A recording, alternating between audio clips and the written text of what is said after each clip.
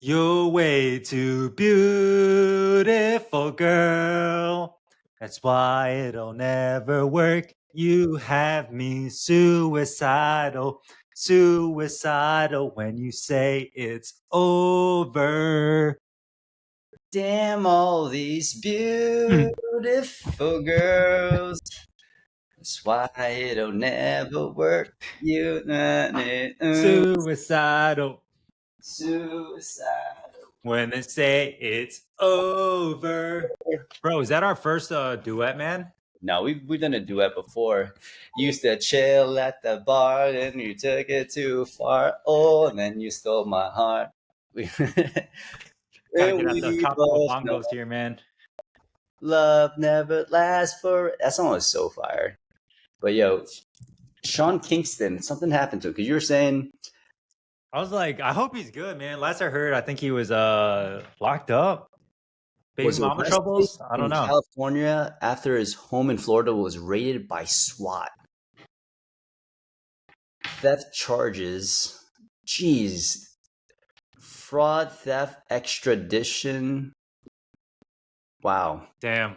My God, see, I never understand like why people with such good talent, they can't just like stay in their lane, make some good tropical like R&B songs. They gotta go mess around, try all Dude, this dumb shit.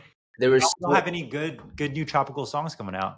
there's so many NFL players that happens to. Like Yeah. in this draft class, it was crazy. It was like I think like 4 rookies got arrested. I was like, what are you doing with your life? I have heard this theory where it's like even if people have a ton of money and they feel like they have everything, they always want something that they don't have. And typically, when you're rich and you have everything, the only other thing that you don't have is usually like something to do with like crime. So they're always trying to like tease and test out. Like, yeah, that's like, all right, what's something that I don't have? I want to, try and get a bite of that apple. Dude, honestly, like we got like the Diddy jokes and stuff like that, and it's just like I feel like rich people just want some wild ass experience. Like they just can't be happy with normal shit, dude. Can't. I mean, when you're, I don't say like rich, but like when you're in like the uber wealth, like it's just like people do some wild shit. Bro, that's why we got to get everyone in our GGC community, dude. We're gonna get them to that uber wealthy, rich standard, that like And start ultra thinking, yacht. Yeah, and no, no, no, just so we can prove that standard wrong, oh right? So god, it's like just so we can be uber wealthy, uber rich, and then not do dumb shit, and still oh, have a net positive impact on the world. man, the transition from beautiful girls to just beautiful wins, right? Sean Kingston, beautiful girls, great song. Got to separate the art from the artist. But man, we've got some beautiful wins, dude. Like this past July has been absolutely balling for our community. I'm gonna kick it off. What's your favorite win from this month from the community? Dude, I feel like it's got to be Dylan taking the cake with a 62K PR month, man. And I think like the amount of growth that he's had has just been insane. I think, he started with this beginning of this year, basically side hustle, right? And then he went full time in February. And then to see him go from, basically side hustle around 1K to I think he immediately spiked up to 12 and then 20, 30. And now he hit 60. Um, but yeah, I would say like that one has to take the cake for me, man. Dude, jaw dropping. When he posted that number, I was just like, what, brother? Yeah. I just gotta give a big shout out to Vince. Been rocking Vince. If you're listening to this, man, super proud of you. Dylan obviously was a student at the clinic prior. He did the mentorship, and then he obviously joined GGC. So he's always kind of been in a circle. Vince was one of the OGs before it was even called GGC. One of the first people when we were just like, yeah, I guess we could do this on the side, pay us, a little bit, and we'll get on a call once or twice a month, whatever you need. There was actually no program. It was being built while Vince was one of the first people to join. But Vince, 55K PR, huge business wins, converted 7 people from a workshop, which is crazy. He threw a sick ass social event. His team is growing. He's offering new things. And yeah, I think just to see him go from like, he was part of a different business group and stuck at that 6K range to be where he's at now, like almost 10X, like, ooh, Insane. big shout I out. know we also got Angela. Angela hit a 50K, 52K PR month. So yeah, I think we had like three people above 50K this month, which is awesome to see. Yeah. Big shout outs to my guy Mike Shadow. Mike is the fucking man. I think always bringing that good energy. And Mike hit a PR, almost 26K this month as a solo provider, which is awesome. Moved into a new space, and like, dude, Mike's one of those people that like always fucking puts in the work, man. Like he's Mhm. just like, and even if it's like a little bit of a down month, he always comes in with a good attitude. So super pumped. He crushes the last PR by almost 6K. So Mhm. that's freaking awesome. It's funny. This guy that's also in that group that is above that 50K for this month, but he had a PR Mahib. My guy Mahib, he had I think like a 41K PR month. But he was pissed, dude. He's pissed, and I think that's like one of the things that's like so cool about like how high level our community is. Just like when you see the standards that other people in the group are setting, it's just like cool. The bottom of the standard increases and raises, so it's like shout out to him. He had a PR, but he knows like, dude, I could have done way more. But now he knows, all right, like what are the levers I need to pull for this upcoming month to be able to get to above that 50K month for this month. Big shout out to my guy Joseph Schaefer, dude. Joe making moves quick. Yeah. I love to see like he hit a 12K PR this month, and I think this is his second month, Second right? month, yep. Second month, yeah. Prior, I forget where he was at, but it was just like a couple of thousand. But I think it's one of those things. I think you hit like that. That was like my favorite. I mean, we hit it pretty quick when we started our practice within like the first month. Dude, these people are hitting it at ultra lightning speeds way Yeah, faster than us, bro. yeah, Yeah. way faster than us. But that's like that freedom number. So just love to see when people get that 10K, because that once you hit that first time, it's like you already know that it's within you. So at the bare minimum, like you can recreate your own like salary, which is like such a beautiful thing. And people are like, well, that's better than most salaries. It's like you still have to take into account that you're the person paying rent and doing all those things. So it's kind of close to what like a salary would be. But no, when you hit that first 10, man, oof, beautiful thing. Yeah. Andrew Hart, I think he's up in like Ohio or something like that. Same thing. Columbus, Ohio. Yeah, when he initially came in, I was doing around 6K. Literally 1 month in, hit like 3x, hit 15K. So yeah, like I think a lot of times people when they're starting out, and a lot of these people, it's a good like almost reframe for me too, because when I first started, like to go from 0 to 10K, it took me like a whole fucking year, dude. Now these people are coming in and just like, hey, like they're literally making 2x, 3x tremendous gains on their monthly revenue, literally just with a couple small tweaks within the business within the first 30, 60 days. So, if you guys are out there listening, and it's like you've been stuck at like a certain revenue range for a while, like it's not too late to change. Like you just got to put in the right inputs, like and the outputs. And then I think another good example is my guy fucking Tony, dude. Tony, dude, my guy Tony, shout out Tony, man, my Asian brother, 17K per month, literally joins our group, paid in full for the year, right? So practice what we preach. Literally, the next month hit 43K PR. It's just like shit like that. I'm like, holy shit! Like I didn't even think that was possible, even with like the stuff that I was doing, back in the. I'm like, dude, these guys are killers, dude. I think, we were just talking before getting on the podcast. Peter's like, yo, we gotta start stepping our shit up because people are catching up. Like it's crazy how quickly the group has like grown and scaled. I was presenting to, I did a little like talk when I was in the Bay Area. It was like a networking talk for my buddy Joey and Josh, their company, and it was me and another person speaking. But I was talking about, hey, this is why you should listen. I've scaled our physical therapy practice. I've scaled an education company, and now we're coaching other people. And I'm like, man, we've coached like over 30 people, and like it's crazy the results that they're getting. I don't know about you, but I would have never expected some of these things to happen this quickly for people. The 10K and that for sure, but to be hitting 50 this quickly, like, yo, this is like Less than a year, dude, and less than a that's year. the wild thing. But Dylan, if you're listening to this, dude, me and Andy were actually just talking right before the podcast. We're gonna hit you. We're gonna get you to hit 100K by the end of this year, man. I think that would be such a cool case study to go from like 1K to 100K in less than 12 months, dude. Like, Yeah, I think it's definitely feasible, though. yeah. Hopefully, yeah. I was just like, Peter, we hate to like, I don't even want to say flex because it's not even like we just love to show other people win. We'll probably be doing this, closing out the month because it's just cool to, give people their flowers. But none of these flowers are possible without understanding how to pitch, Hmm. right? And I think so often, oh man, we hear people, people will join our group and they think that they got their stuff. Oh yeah, I'm doing workshops already. But like, sure, there's one way to do workshops, and there's definitely another way to do workshops. And I think one of the things that we've helped people clean up is the pitch itself. But Peter, what have you seen when you're talking to some of these people and like you're cleaning up their workshops and like the people that you're coaching? Yeah, a lot of times common mistakes that people do is, and this is something that I was, guilty of when I first started, was just like, all right, cool, like provide a ton of value. Let me teach you a bunch of drills and stuff. And then from there, it's just like, all right, cool, like if you guys are interested, here's like 50% off physical therapy, one-on-one initial evaluation with me.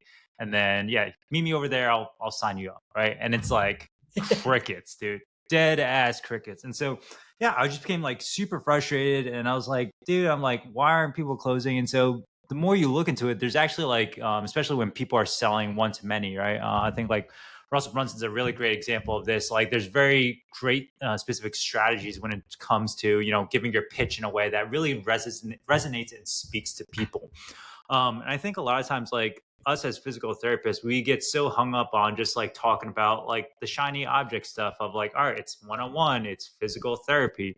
But if we really look at what people desire and want at the end of the day, it's like they don't give a damn if it's physical therapy, chiropractor, or even like a personal trainer. They just want the end goal. And so if we can speak specifically to their end goal and maybe a lot of the trials and tribulations that they've already tried so far and they are struggling with, frustrated with, and they still haven't got there, it just, man, it hits and resonates with people way, way, way much more than if we were just like, all right, cool, one-on-one physical therapy, that's enough of a selling point, come see me. I think the first thing I always ask, when we're in like the weekly calls and stuff like that, and people are going through a pitch, and as new people come in, it's like you almost have to repeat the message because obviously there's newer people and they haven't heard it. But even sometimes people that have been a part of the group, and I'm like, yeah, like I keep like you can always keep refining what you're doing to make it better, and that's like one thing, right? It's like understanding what you're going to pitch and also the tone, right? Like, because if you pitched all those things and you're speaking like you're not that excited, you have to put on these like fucking theatrics. Like you have, People buy off of energy. yeah. Like if you come into the thing and your body language is whack, your tone is whack, and you're like, like when you evaluate someone and like they've been to so many shitty providers and like you have this like almost like pent up aggression because you want to punch a wall because of like all the bad treatments they've gotten in the past and the narratives they've been told. Think about that person when you're pitching your workshop, because like I'm not saying you should scream, don't scream, right? But you want that fire in your voice of like you're actually passionate about what you do and this is what you want to do, right? Like, man, there's this guy in Trader Joe's. He hands out the free samples, and I always take a sample no matter what it is. He goes, "We've got fresh cheese, fresh cheese. Oh my goodness! If you can see the cows from this place, it is the unbelievable cheese." And it's just like everyone in the neighborhood knows him because he's like He's a this. cheese guy. Yeah, he's like, this bread is so soft and it's got the perfect texture on it. Like you could hear it in his voice. And he was just like, we're sampling bread, free bread. I wouldn't pick up a bread, but this guy brings the fucking energy. That's what you got to do. Yeah, I think tonality is huge. Speaking off of conviction, confidence, like I know these are things that we've touched on before, a bunch of times before in the past, but these are all like very big things that I think a lot of times people just underestimate the power of, speaking with, certain, a certain tonality, certain tone, conviction, all that stuff as well too. But yeah, if we think about like some of the workshop pitch at the end, one of the things that we like to like segue into is like, how can you differentiate yourself apart? So it's like, cool. I know a lot of you guys sitting here. I know everything that you've already been through. You probably already tried the rest. You probably already tried the maybe injections or surgeries. Maybe you guys have even tried a bunch of physical therapy and chiropractors, and nothing ever actually seems to work. Right. And how can we, like, when we speak to them specifically about all the things that they've tried so far, how can we also get them to maybe rewire and reframe some of their mindset to think like, hey, even though I've tried all these different things, there still is some hope out there for me. And this is why, like, this person sitting here in front of me, potentially could be that that missing link, right?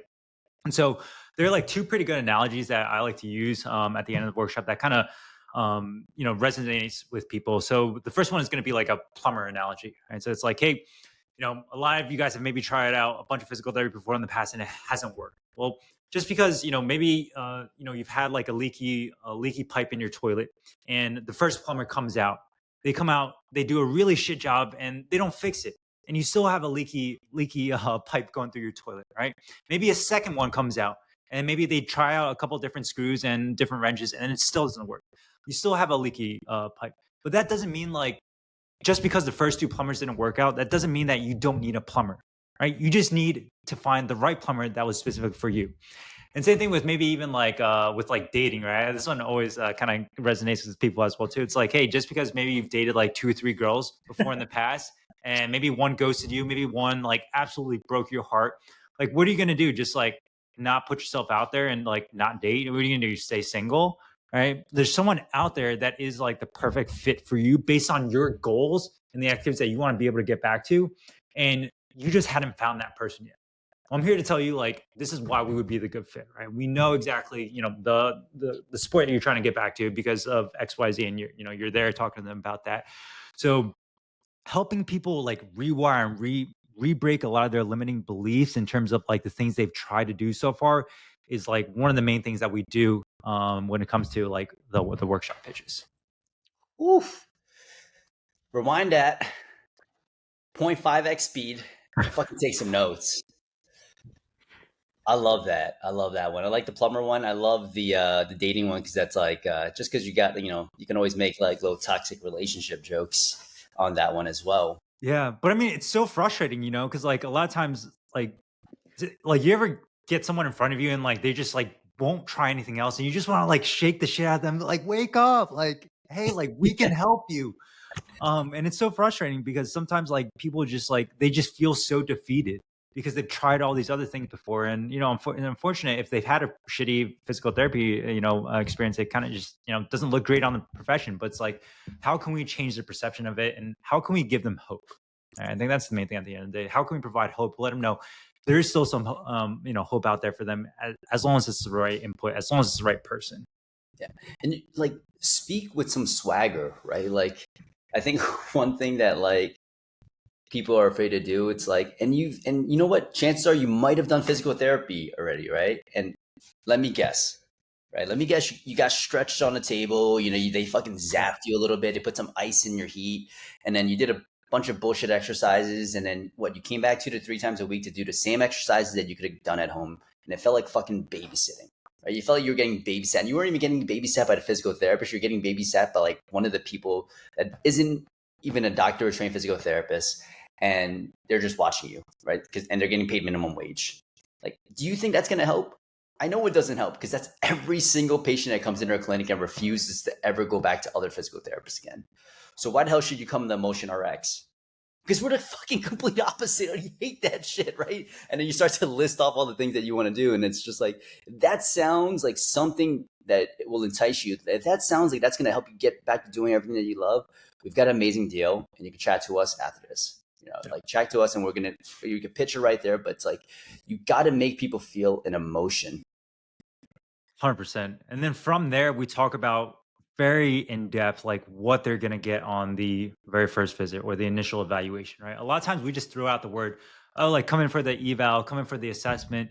And like, obviously, both like as us within the profession, like we understand what goes on in the initial evaluation. But a lot of times people are just like, well, okay, well, like what's going on in this eval? I know it's one-on-one, but like, what is it going to get me? So it's like, what are some ways that you describe like all the benefits and perks of all the value that they're going to get in the initial evaluation, man?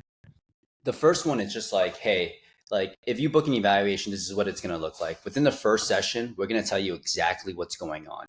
I know chances are you've seen multiple providers and everyone's got a lot of conflicting opinions. You might even get words that you don't even understand, but we'll be able to show you exactly what's going on in layman's terms, and you'll be able to see it for what it is. And we'll actually show you how everything that we do within that first session will eventually get you back to doing the things you love. Your program is completely custom. You're not going to be doing the same bullshit program for the next 12 weeks and pretending that like it's going to work, right? Your program is going to get updated every single week. And the best part about everything is we get to chat with you and communicate with you between sessions. You're never going to be left alone for a lot of these things.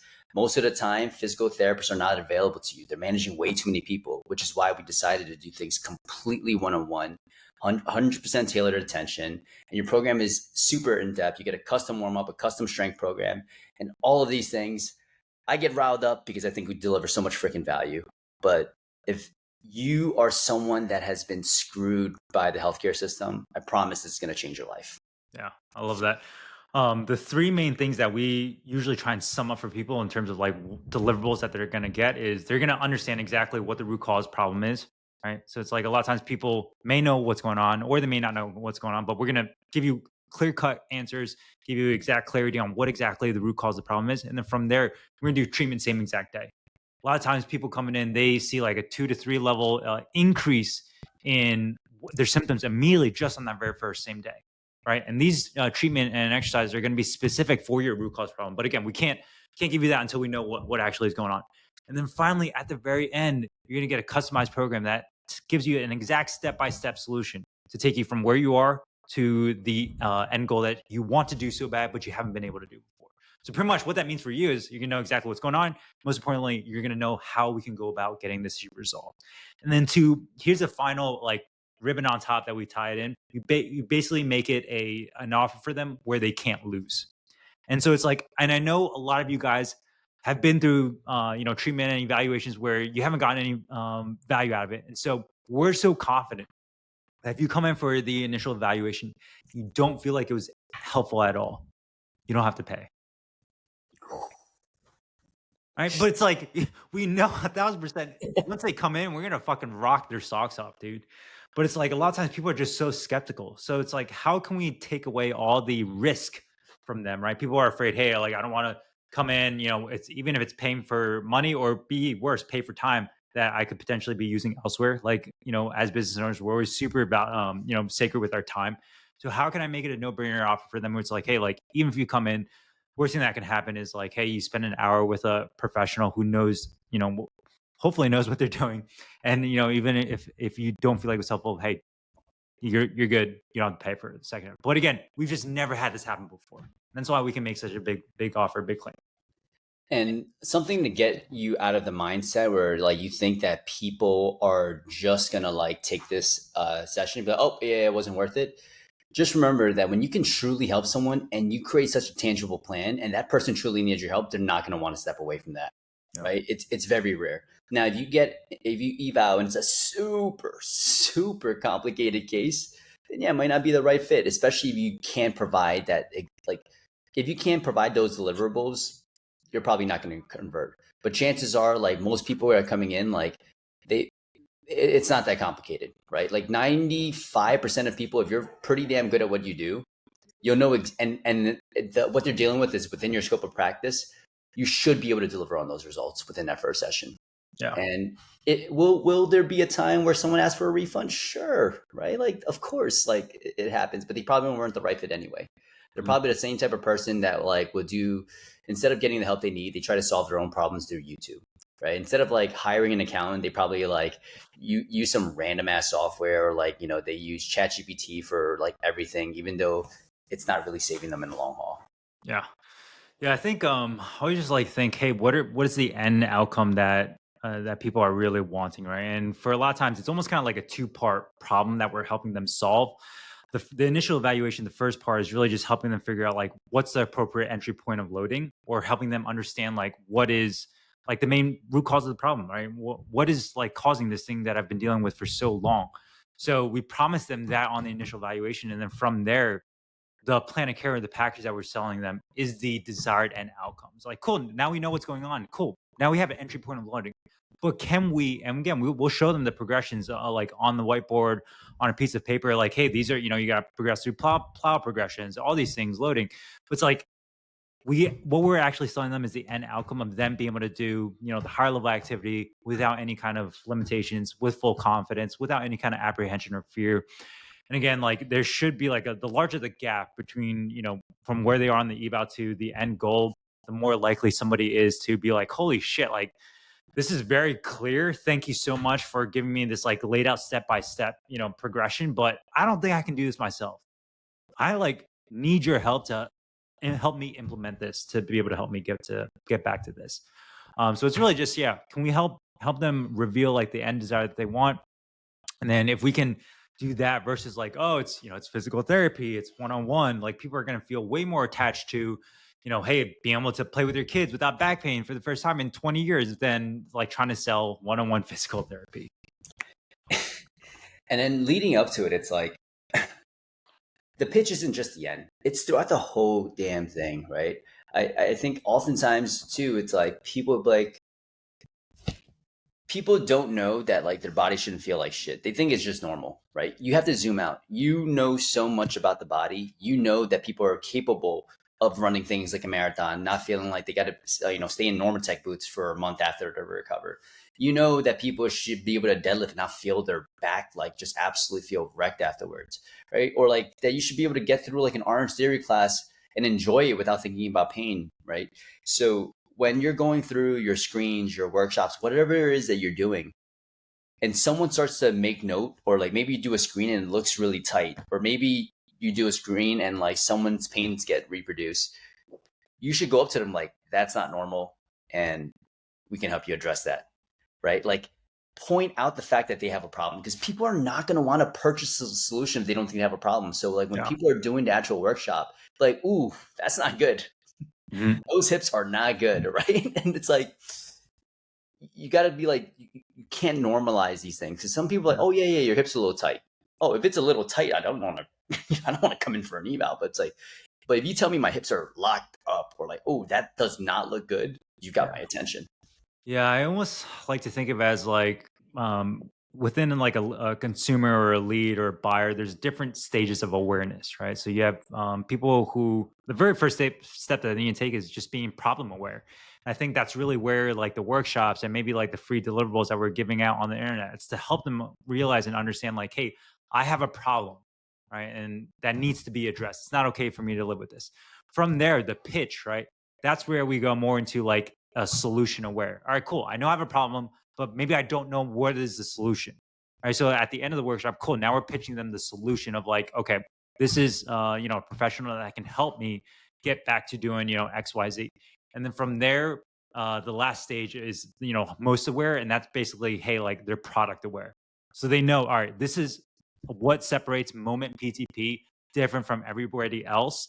And that's really where like the drip sequence that they get put into the CRM that they get leading up to the initial valuation, between from the moment they book leading up to the time they arrive, really that helps give them like so much information as like, okay, cool, I know I have a problem, cool, I know there's a solution for it, cool, maybe it's physical therapy, right, or some type of physical therapy or some sort of movement professional. Okay, cool. And then the last part is product aware. Cool, I know this is what separates Moment PTP from everywhere else and why they're a good fit for me, based on the problem that I know that needs to be solved.